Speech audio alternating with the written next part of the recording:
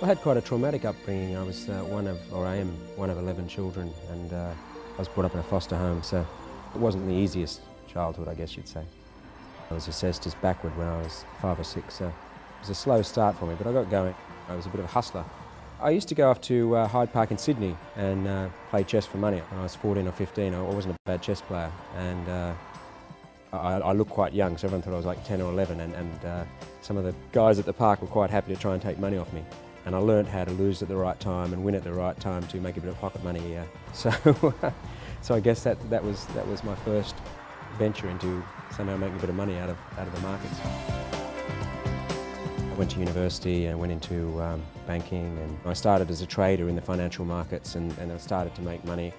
I never thought it would last, so I was always saving everything like I could, like a squirrel, you know, saving things, just thinking this was always going to be very temporary.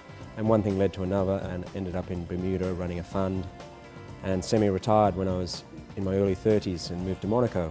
I'd made more money than I ever expected to need, you know, which was a great feeling.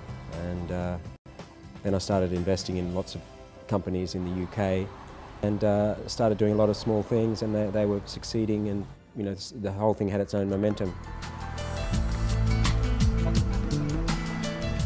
I did a business transaction which went wrong. I probably backed the wrong people. Something went wrong. And I ended up with the collateral for the deal, which was possibly the world's biggest private sapphire collection, which is sitting in the United States in a couple of bank vaults. And I'm not quite sure what to do with it. There's been different times in my life when I've felt successful. I mean, when I was a student and I saved up $5 grand, I felt fantastic. I guess another time I paid off a house that I had, and I felt very, very good about that. And I think they're important things. Since then, you know, the toys that I've had, you know, the boats and cars and things, are pretty meaningless compared to those early stages where you actually felt secure.